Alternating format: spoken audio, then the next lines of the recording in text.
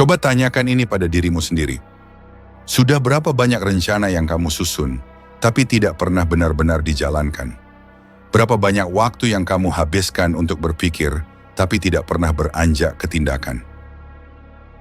Dan berapa kali kamu meyakinkan dirimu bahwa besok kamu akan berubah, hanya untuk mengulangi kesalahan yang sama besoknya? Jika kamu merasa kalimat ini berbicara tentang dirimu, tenanglah. Kamu tidak sendiri. Rasa malas itu manusiawi, tapi membiarkan diri dikuasai oleh malas, itulah yang berbahaya. Hari ini kita tidak akan menyalahkan diri sendiri. Kita juga tidak akan menyebar motivasi kosong yang hanya membakar semangat sesaat lalu, padam esok harinya. Sebaliknya, kita akan menyelam lebih dalam. Kita akan duduk bersama dan memandang rasa malas bukan sebagai musuh yang harus diteriaki, tapi sebagai gejala yang perlu kita pahami. Karena dalam filosofi Stoik, hidup bukan tentang menaklukkan dunia, tapi tentang menaklukkan diri sendiri. Epictetus, seorang filsuf budak yang menjadi guru bagi kaisar, pernah berkata, "Bagaimana seseorang bisa menjadi bijaksana jika ia bahkan tidak bisa mengendalikan tubuhnya sendiri?" Sebuah tamparan halus namun jujur, karena banyak dari kita tahu apa yang benar, tapi enggan melakukannya. Banyak dari kita paham jalan mana yang baik, tapi tetap memilih jalur yang mudah dan cepat. Kita menunda, kita ragu, kita takut, dan akhirnya kita memilih diam, kita memilih malas. Tapi hari ini, kita akan memilih untuk mengerti. Kita akan membedah apa itu kemalasan dari sudut pandang Stoikisme. Kita akan telusuri akar penyebabnya, lalu merancang strategi bagaimana menghadapinya secara perlahan, tapi pasti. Maka saya ingin kamu mendengarkan video ini dengan penuh perhatian. Jangan buru-buru, jangan cari bagian yang instan. Duduklah dengan tenang, dan biarkan kata-kata ini menjadi teman berpikirmu. Jika kamu benar-benar ingin berubah, jika kamu ingin hidupmu punya arah, bukan hanya arus, maka tahan dirimu selama 1 jam ke depan. 1 jam untuk menyelami filosofi yang telah mengubah kehidupan para kaisar, jenderal, ilmuwan, hingga orang biasa seperti kita. 1 jam yang mungkin tidak mudah, tapi bisa menjadi titik balik dalam cara kamu memandang malas dan memandang dirimu sendiri. Video ini bukan hanya untuk ditonton, tapi untuk direnungkan. Karena perubahan sejati bukan terjadi dalam sorakan motivasi, tapi dalam momen-momen sunyi saat pikiran kita disentuh oleh kebijaksanaan yang dalam. Dan jika kamu tetap bertahan sampai akhir video ini, saya yakin kamu akan membawa pulang satu hal yang sangat berharga. Keberanian untuk mulai bergerak, meski pelan, tapi pasti. Selamat datang di perjalanan panjang ini. Mari kita mulai langkah pertamanya sekarang.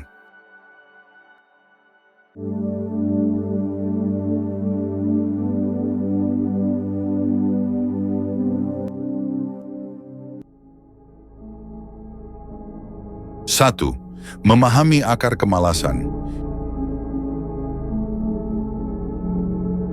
Kita tidak bisa melawan sesuatu yang tidak kita kenal.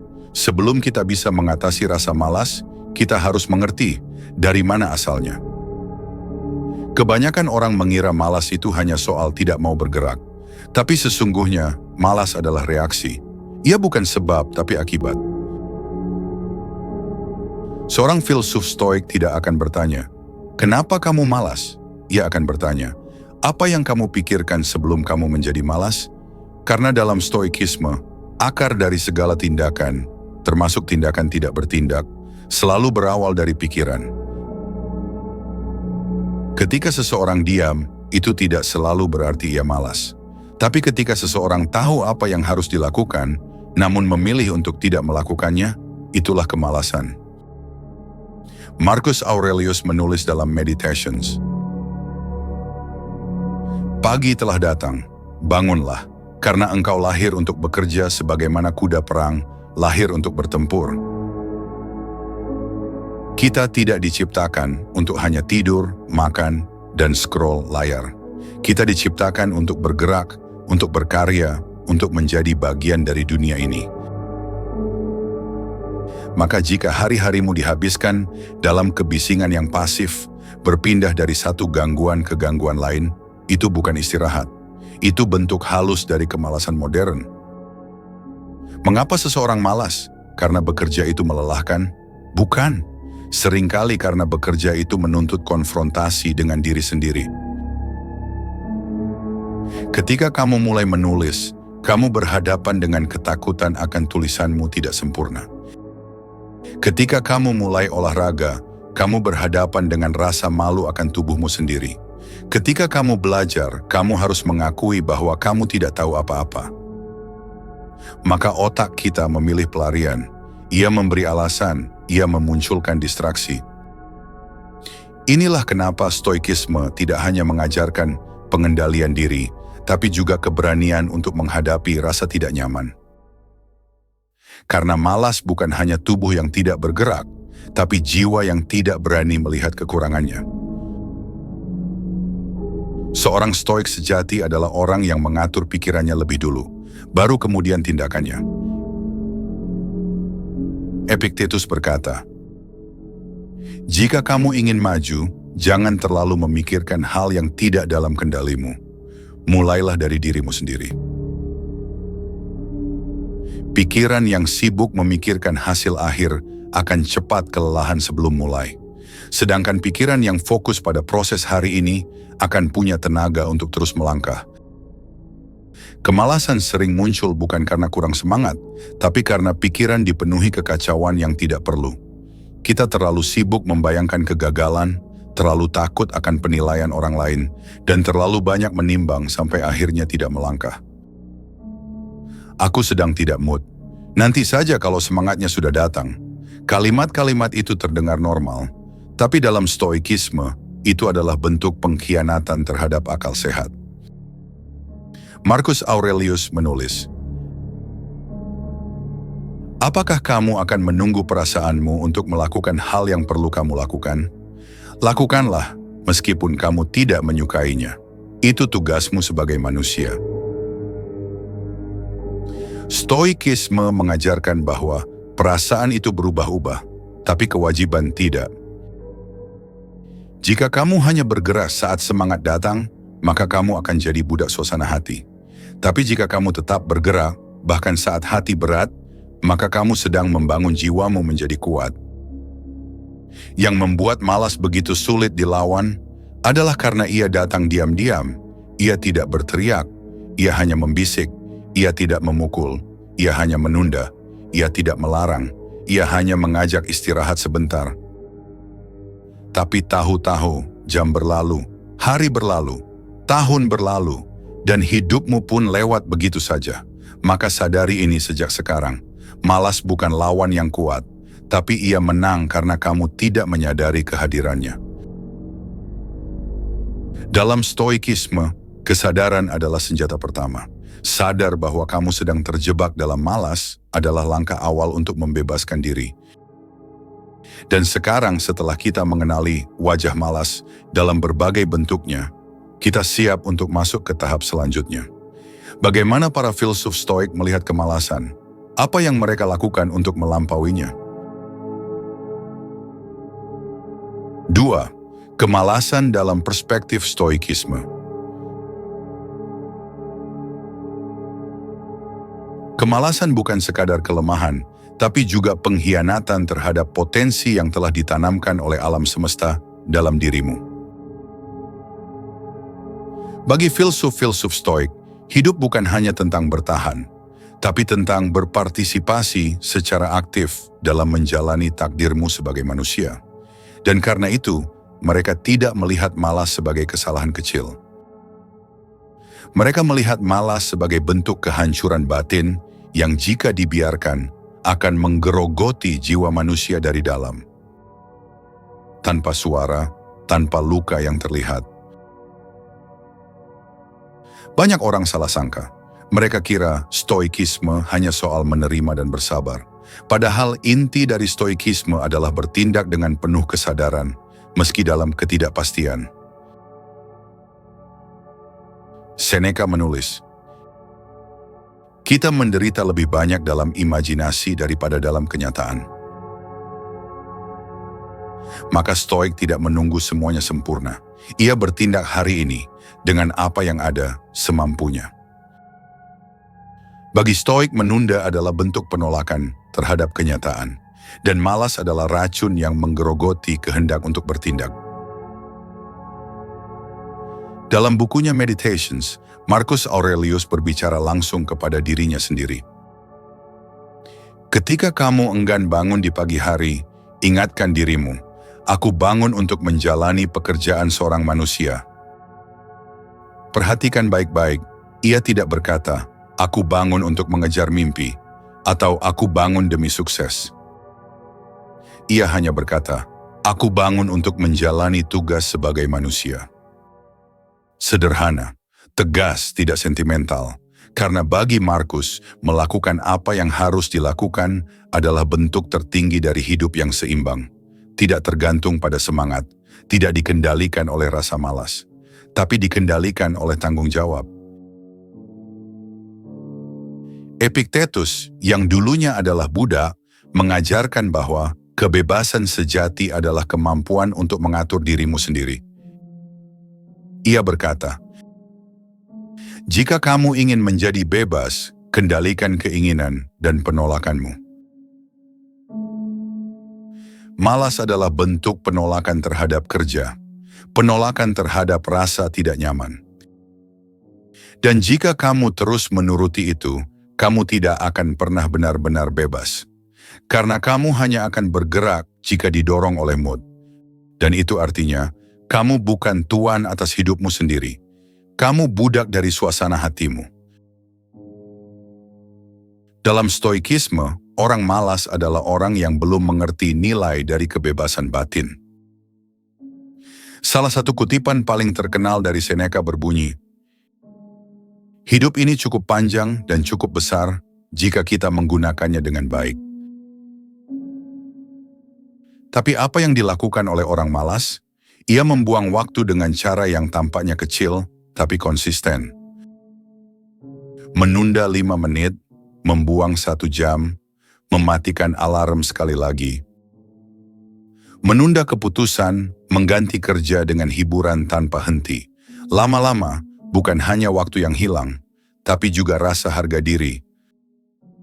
Maka Seneca mengingatkan, bukan karena kita punya hidup pendek, tapi karena kita menyia-nyiakannya. Dalam Stoikisme, niat baik tidak cukup, rencana hebat tidak cukup, visi mulia tidak cukup. Semua itu akan jadi angan-angan kosong jika tidak diwujudkan dalam tindakan. Kemalasan sering menyamar sebagai perenungan yang terlalu lama. Kamu berpikir, dan berpikir, dan berpikir, sampai akhirnya hari berlalu tanpa satu pun langkah kecil. Stoikisme berkata, kebaikan tidak tinggal di angan-angan, ia hanya nyata jika diwujudkan. Maka berhenti menunggu waktu yang sempurna, karena waktu yang sempurna tidak pernah datang. Yang ada hanyalah hari ini, detik ini, dan keputusanmu untuk bertindak atau tidak. Kadang kita merasa tidak enak menekan diri sendiri. Kita ingin memaklumi, memberi ruang, memberi waktu, itu baik. Kalau digunakan untuk pulih. Tapi jika itu jadi alasan untuk terus menunda, itu berbahaya. Seorang Stoik bukan orang yang kejam terhadap dirinya sendiri, tapi orang yang tegas dan jujur. Ia tahu kapan istirahat, tapi ia juga tahu kapan berhenti memberi alasan. Karena dalam dunia ini, tidak ada orang lain yang bisa menggerakkan hidupmu kecuali dirimu sendiri. Itulah bagaimana para filsuf Stoik memandang rasa malas, bukan sebagai kebiasaan kecil, tapi sebagai bentuk perlawanan terhadap akal sehat. Dalam Stoikisme, tidak ada yang lebih mulia dari manusia yang tetap berjalan, meskipun tanpa motivasi, tanpa tepuk tangan, tanpa jaminan hasil. Lalu pertanyaannya sekarang, mengapa kita terus menunda? Apa yang sebenarnya kita hindari? 3. Antara takut, tunda, dan malas. Orang malas jarang menyadari bahwa yang membuatnya diam bukan sekedar keinginan untuk istirahat, tapi ketakutan yang belum pernah dia hadapi. Stoikisme memahami manusia secara menyeluruh, tidak hanya dari sikap luar, tapi dari mekanisme batin terdalam. Dan dalam kemalasan, Stoikisme melihat satu pola. Malas seringkali bukan karena tidak bisa, tapi karena terlalu takut untuk mencoba. Kita berkata, saya akan mulai nanti. Tapi dalam diam, kita takut gagal. Kita berkata, saya belum siap. Tapi sebenarnya kita takut dihakimi. Kita berkata, saya butuh waktu berpikir. Tapi sebenarnya, kita takut tidak cukup baik. Penundaan adalah bentuk penyangkalan yang halus. Dan Stoikisme tidak melawan rasa takut dengan semangat palsu, tapi dengan pengakuan yang jujur. Ya, aku takut, tapi ketakutan bukan alasan untuk berhenti. Seperti kata Epictetus, bukan hal-hal yang membuat kita takut, tapi cara kita memandangnya. Maka jika kamu ingin mengalahkan rasa malas, jangan mulai dari tubuhmu. Mulailah dari pikiranmu, dari apa yang kamu yakini tentang dirimu. Kita tahu kita harus bekerja, tapi kita berkata, nanti saja. Kita tahu kita harus olahraga, tapi kita berkata, tidak sempat. Kita tahu kita harus belajar, tapi kita berkata, besok saja lebih fokus. Setiap kali kamu berkata begitu, kamu sedang membohongi dirimu sendiri. Stoikisme tidak pernah membiarkan kebohongan kecil ini tumbuh, karena mereka tahu kebohongan kecil yang diulang-ulang akan membentuk karakter. Jika kamu terlalu sering memberi kelonggaran pada diri sendiri tanpa kejelasan, kamu sedang membangun jalan menuju kemalasan permanen. Dalam dunia modern, kita terbiasa mencari rasa aman. Kita ingin jaminan, kita ingin prediksi, kita ingin validasi sebelum mulai. Tapi Stoikisme berkata, kamu tidak perlu tahu hasil akhirnya untuk bisa mulai. Jika kamu menunggu momen yang sempurna, kamu hanya akan menemukan satu hal, penyesalan. Karena setiap hari yang kamu habiskan untuk menunggu adalah hari yang tidak akan kembali. Maka jika kamu ingin berhenti malas, berhentilah menunggu semuanya pasti. Karena yang pasti dalam hidup ini hanyalah ketidakpastian itu sendiri. Ini kutipan keras dari Seneca. Orang yang takut gagal biasanya tidak akan melakukan apa-apa, dan itulah kegagalan sejati. Banyak orang tidak sadar, rasa malas mereka bukan karena mereka bodoh atau lemah, tapi karena mereka terlalu menuntut kesempurnaan. Mereka takut mencoba karena takut tidak bisa sempurna. Tapi Stoikisme mengajarkan, lebih baik langkah kecil yang tidak sempurna daripada diam karena takut. Lebih baik satu kalimat yang kamu tulis sekarang daripada satu buku yang hanya ada di pikiranmu. Lebih baik keringat hari ini daripada penyesalan nanti. Seorang Stoik sejati tahu, jiwa yang tidak pernah dilatih akan cepat menyerah. Maka jika kamu malas hari ini, bukan karena kamu tidak punya potensi, tapi karena kamu belum pernah menempanya. Seperti otot yang tidak pernah dilatih, jiwa juga bisa lemah. Dan kemalasan adalah tanda bahwa jiwamu belum terbiasa menghadapi tantangan. Tapi kabar baiknya, setiap kali kamu memilih bertindak meski tidak nyaman, jiwamu sedang menguat. Dan itu cukup, tidak perlu sempurna, cukup terus bertumbuh. Di titik ini, kita mulai memahami bahwa rasa malas bukanlah musuh luar. Ia tumbuh dari dalam, dari rasa takut, dari kebiasaan menunda, dari harapan akan kesempurnaan. Tapi dalam Stoikisme, semua itu bisa dihadapi. Karena selama kita masih hidup, kita masih punya pilihan untuk bergerak, untuk bertindak, untuk keluar dari lingkaran pasif. 4. Strategi Stoik melawan kemalasan. Jangan bertanya bagaimana menghilangkan rasa malas, tapi tanyakan, apa yang bisa kulakukan hari ini, meski sedikit? Para filsuf Stoik bukan orang yang sekadar merenung. Mereka adalah pelaku, petarung batin. Dan bagi mereka, kemalasan bukan dihadapi dengan motivasi sementara, tapi dengan strategi hidup yang jangka panjang. Marcus Aurelius, seorang kaisar, menulis ini kepada dirinya sendiri. Bangunlah. Kamu tidak diciptakan untuk berbaring di tempat tidur. Ia tidak menunggu semangat. Ia tidak menunggu cuaca hati membaik. Karena ia tahu, mood bukan pemimpin. Mood adalah pengikut.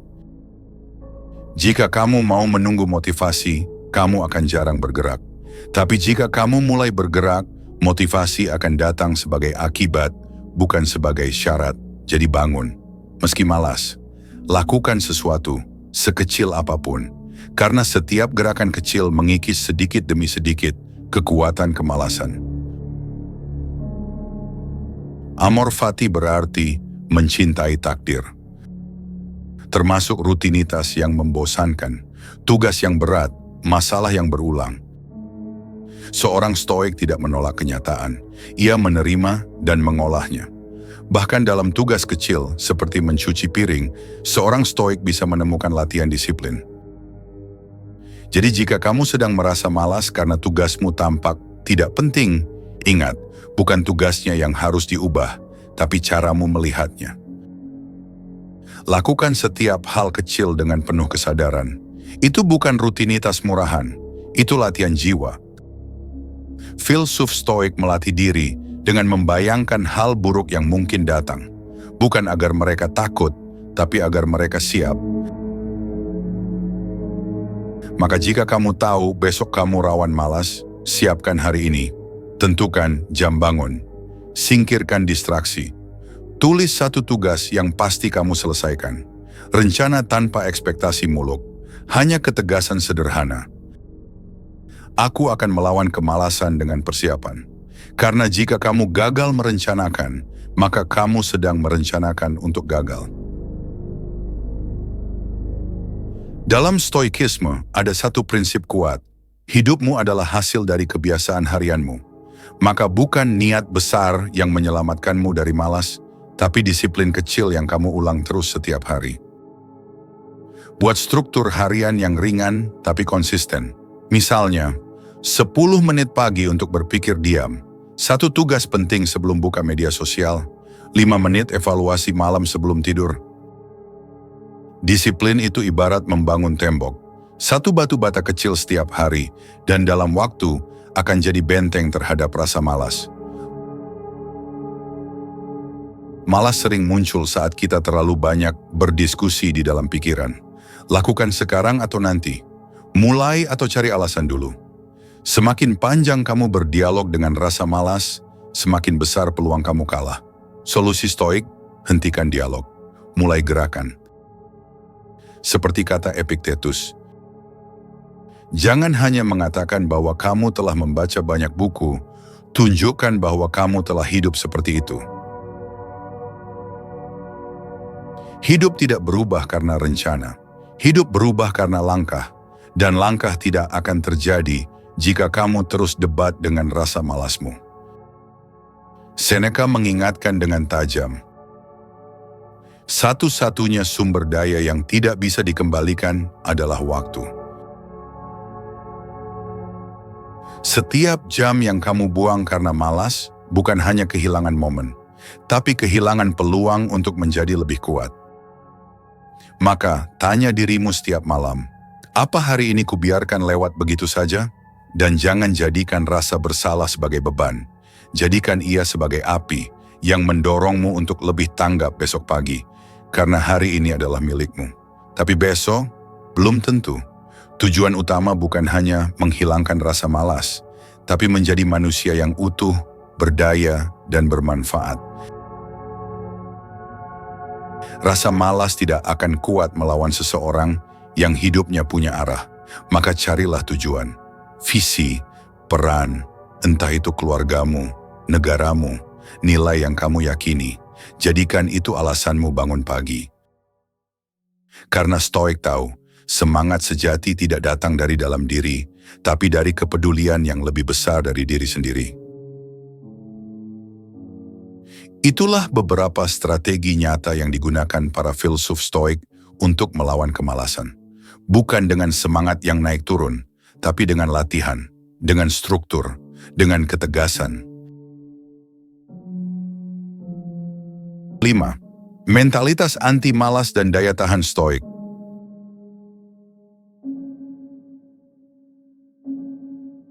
Tubuh bisa lelah, pikiran bisa jenuh, tapi mentalitas, itulah akar yang membuat kita tetap berjalan. Para filsuf Stoik tahu satu hal penting. Rasa malas tidak bisa dihilangkan sepenuhnya, tapi ia bisa ditaklukkan, dikendalikan, dan dijinakan. Jika kita membentuk mentalitas yang tahan banting. Banyak orang malas bukan karena lemah, tapi karena terlalu terobsesi mencari kenyamanan.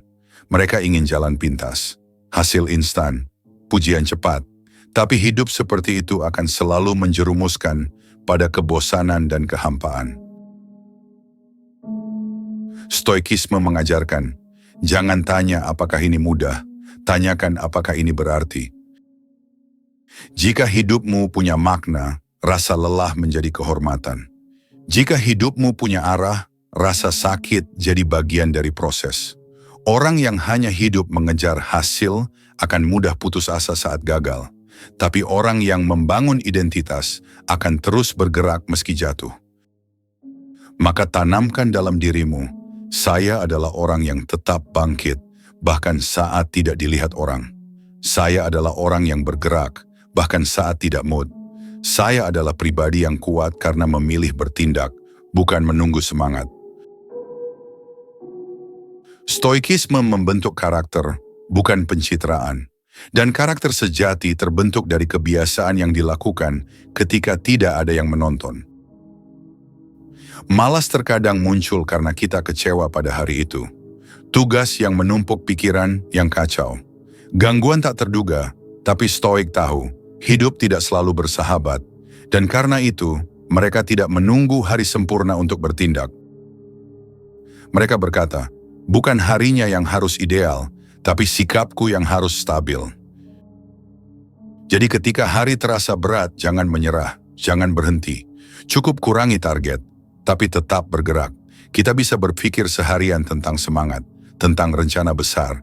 Tapi Stoik tahu, pikiran tanpa tindakan hanyalah mimpi kosong. Uji dirimu setiap hari dengan satu pertanyaan. Apa yang aku lakukan hari ini yang membuatku lebih kuat dari kemarin? Satu langkah, satu pekerjaan selesai, satu distraksi yang berhasil ditahan. Itu lebih bernilai dari 1000 motivasi di kepala. Dalam Stoikisme, kekuatan sejati bukan dilihat dari seberapa banyak teori yang kamu tahu, tapi seberapa jauh kamu hidup dengan nilai yang kamu yakini. Maka lihatlah orang-orang yang kamu kagumi, bukan karena mereka tidak pernah malas, tapi karena mereka tetap berjalan walau berat. Presiden yang tetap bekerja saat difitnah. Petani yang tetap menanam meski panennya ditunda. Ibu yang tetap tersenyum walau pikirannya penuh beban. Teladan ini adalah pelajaran hidup, karena mereka mengajarkan tindakan adalah bukti karakter. Banyak orang merasa hidupnya tidak berkembang karena mereka terlalu sering membandingkan. Dan rasa malas pun tumbuh dari situ, karena merasa tidak cukup, tidak mampu, tidak berarti. Tapi Stoik tahu, bersyukur bukan berarti puas diam, tapi tetap bertindak sambil menghargai yang sudah ada. Maka bersyukurlah dengan bergerak. Kerjakan yang bisa kamu kerjakan, tanpa menunggu semuanya sempurna. Karena tindakan sederhana hari ini adalah bentuk syukur paling jujur. Seperti tubuh, jiwa pun bisa dilatih. Setiap hari kamu punya pilihan. Memanjakan rasa malas atau melatih jiwa agar semakin tangguh, dan latihan itu tidak selalu besar. Bangun 10 menit lebih awal, menyelesaikan satu tugas tanpa menunda, menolak distraksi digital selama 1 jam. Kemenangan kecil ini akan menguatkan fondasi mentalmu, dan dari situlah daya tahan dibentuk. Bukan lewat motivasi, tapi lewat kebiasaan yang jujur dan konsisten. Kita tidak butuh dunia yang ideal untuk berhenti malas.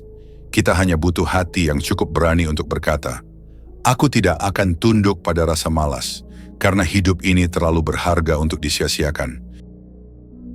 Dan kini, kita telah belajar bahwa di balik kemalasan ada banyak lapisan, ketakutan, pengalihan, ketidakjelasan, dan rasa nyaman yang semu.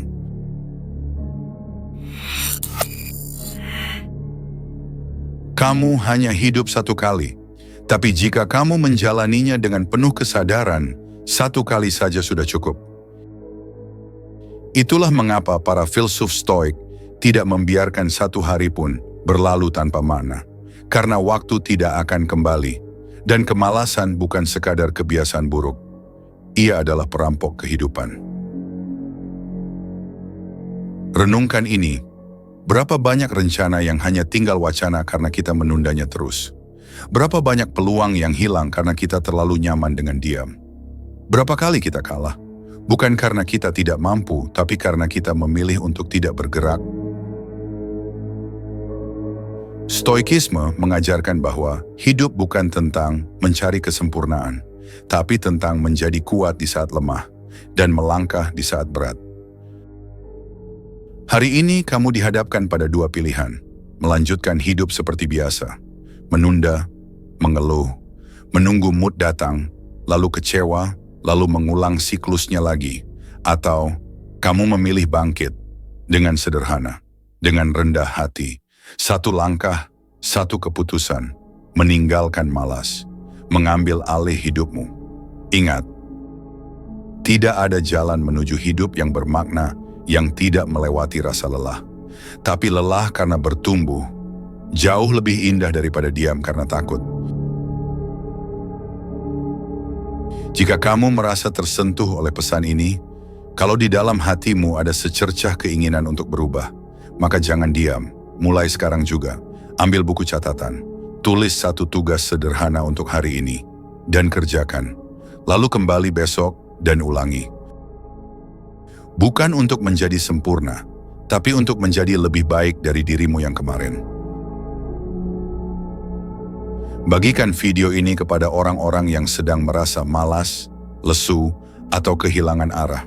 Karena bisa jadi, satu video ini jadi titik balik bagi hidup mereka. Jangan lupa subscribe dan aktifkan lonceng notifikasi agar kamu tidak ketinggalan konten reflektif dan membangun lainnya yang akan kami sajikan setiap minggu. Dan kalau kamu punya pengalaman pribadi melawan rasa malas, tulis di kolom komentar, karena kisahmu bisa jadi semangat bagi orang lain. Jalan Stoik bukan jalan instan, tapi ia adalah jalan yang membuat kita menjadi manusia yang kuat, tenang, dan siap menghadapi hidup apa adanya. Dan kamu layak untuk menjadi pribadi seperti itu. Bukan karena kamu sempurna, tapi karena kamu berani untuk melangkah. Terima kasih sudah menyimak sampai akhir. Semoga langkahmu hari ini adalah awal dari kehidupan yang lebih jujur, lebih kuat, dan lebih bermakna. Tetap tenang, tetap tangguh, dan tetap berjalan. Sampai jumpa di video berikutnya.